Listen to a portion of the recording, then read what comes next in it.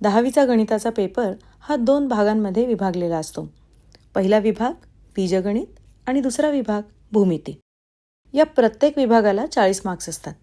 म्हणजेच बीजगणिताचा पेपर हा 40 मार्कांचा आणि भूमितीचा पेपरसुद्धा 40 मार्कांचा.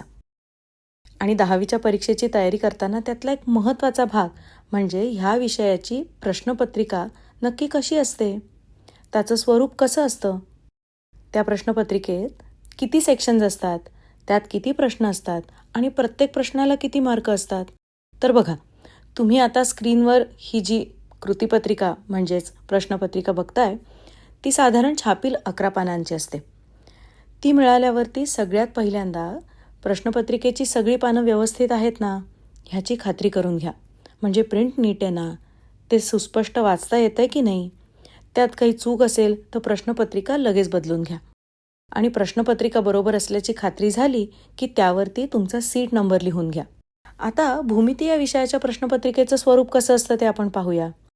भूमितीच्या पेपरची विभागणी ही 5 सेक्शनमध्ये केलेली असते. आता ह्या सगळ्या सेक्शन्समध्ये वेगवेगळ्या स्किल्सवर आधारित प्रश्न तुम्हाला विचारून तुमची गुणवत्ता किंवा तुम्हाला तो विषय नक्की किती समजलाय हे तपासलं जातं. आता आपण प्रश्नपत्रिका पाहूया. यात सुरुवातीला इथे काही सूचना दिल्यात, त्या नीट वाचून आणि समजून घ्या हं. सगळ्यात पहिली महत्त्वाची सूचना आहे, प्रश्नपत्रिकेतले सर्व प्रश्न सोडवणं आवश्यक आहे आणि यासाठी तुम्हाला कॅल्क्युलेटरचा वापर करता येणार नाही. तिसरी सूचना आहे, प्रश्नाच्या उजवीकडे दिलेली संख्या ही म्हणजे त्या प्रश्नासाठी असलेले पूर्ण मार्क दर्शवते. चौथी सूचना अतिशय महत्त्वाची आहे, जी लक्षात ठेवा हं. प्रत्येक बहुपर्यायी प्रश्नाच्या उत्तराचं मूल्यमापन हे केवळ प्रथम प्रयत्नातला पर्याय ग्राह्य धरूनच केलं जाईल आणि त्यालाच मार्क दिले जातील. म्हणजेच उदाहरणार्थ प्रश्न क्रमांक 1A मध्ये तुम्ही एक पर्याय निवडलात आणि तो लिहिलात, मग तो खोडून जर दुसरा लिहिलात तर तो दुसरा पर्याय बरोबर जरी असेल तरी तो ग्राह्य धरला जाणार नाही. 5वी सूचना बघा, आवश्यक त्या ठिकाणी उत्तराशेजारी आकृती काढावी.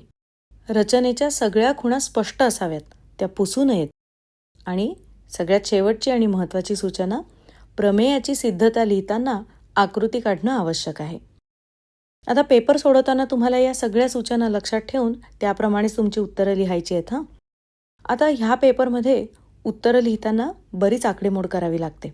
मग त्यासाठी काय करायचं, तर अजिबात प्रश्नपत्रिकेवरती कुठल्याही प्रकारची आकडेमोड करायची नाही.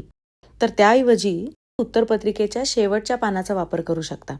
शेवटच्या पानावरती रफ पेज असं लिहा आणि पेजवरती पेन्सिलनी सगळं रफ वर्क म्हणजेच कच्चं लिखाण तुम्ही इथे करू शकता.